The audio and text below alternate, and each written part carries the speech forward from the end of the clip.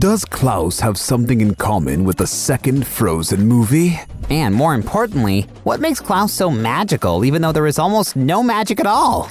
Let's see, Mr. Fully Lover.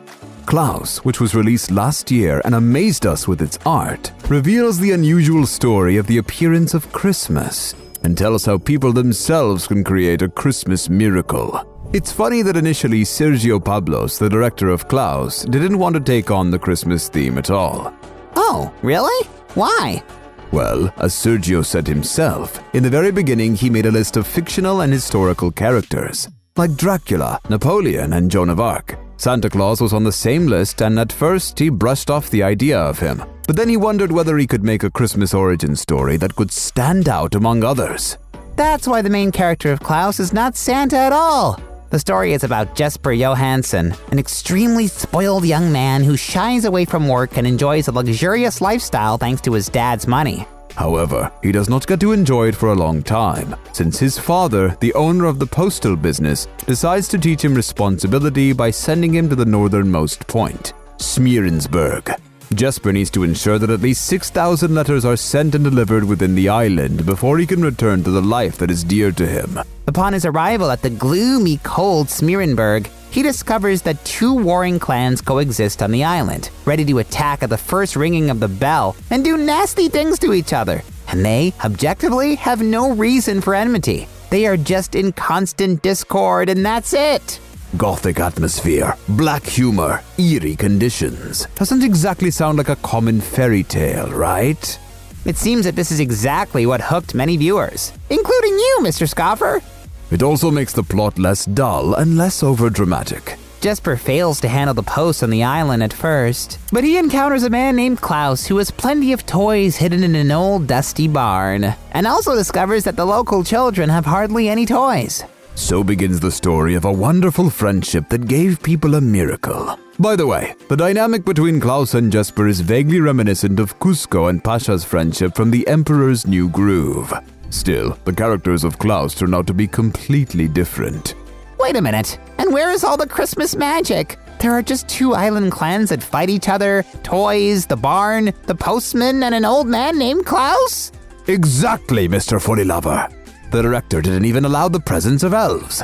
The only thing that can be called kinda magical are the signs that indicate something Klaus sees, in the form of a wind carrying leaves. It looks like the incarnation of the spirits from Pocahontas, the spirit of air from Frozen 2, or even the spirits from The Lion King. By the way, initially, the Jesper we now know and love was not supposed to be who he is. It's true. The creators of the cartoon themselves said that they wanted to make Jesper a beggar chimney sweep with a difficult fate and tough character. He was supposed to end up on the island thanks to the fact that he got stuck in the pipe and overheard the head of the post office's conversation about Smeerensburg and the award. But the creators changed their minds. Deciding that it would be too dark and irrational, they brushed aside this character idea, along with the already prepared sketches and voice acting.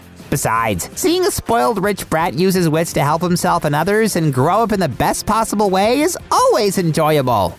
Thus, our hero, thanks to a series of accidents, finds a way to obtain all the letters he needs. The children need to send a letter to Klaus to receive toys, and Klaus, when no one sees, delivers them with Jesper. Sounds self-serving, but very clever, because his plan is successful. But you have to admit it, if Jesper did not care about Klaus and the children, and Klaus only needed to distribute the toys, there would be no Christmas miracle for us to see. Of course, Jesper himself changes and makes the world around him better as well. For example, Alva, whom Jesper meets on the first day, with his help, stops being angry and sullen, and enjoys helping children learn to write so they can send letters. Also, Jesper meets Margu, a charming girl from the Sami tribe, living separately from the warring clans. And it is the Sami who later helped Jesper and Klaus collect gifts for the children. Because Jesper really wanted to please the girl with a gift, and her family and friends responded with gratitude. The Sami, by the way, were also represented in Frozen 2. But unlike that cartoon, Klaus had all the Sami speak the Sami language and wear authentic clothes. This is due to the fact that Sergio Pablos personally visited the Sami settlement and stayed with them for some time to learn more about their life. That's what I call a responsible approach to portraying someone's culture. The way Jesper and Margot talk, being multilingual, reminded me of the British writer and the Portuguese cleaning lady from the film, which is also about Christmas, Love Actually. And what about the warring clans? They fought from year to year, but if anyone can save the day, children can. The children made up before the adults because their common desire united them. And then the adults had no other choice but to follow their example. Isn't that another Christmas miracle?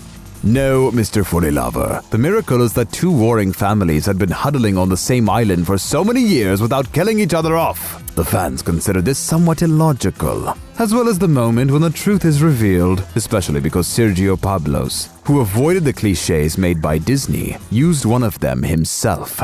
Come on, Mr. Scoffer. It doesn't really matter.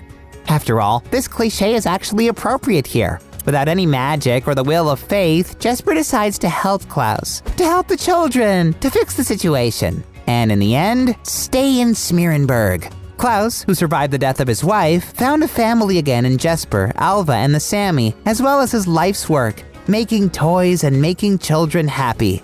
Because a once-spoiled guy decided to reach his goal in such an unusual way, the life of the whole island and the people around him changed. And, most importantly, he changed himself. In this way, Jesper is like Klaus. He also found his life's purpose.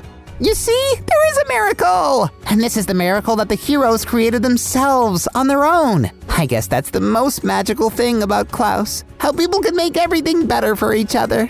Hopefully there will be more Christmas cartoons like Klaus in the future. What do you think of this cartoon? Did you like it? Will you watch it this Christmas? Let us know in the comments. And don't forget to subscribe to Cartoon Junkies.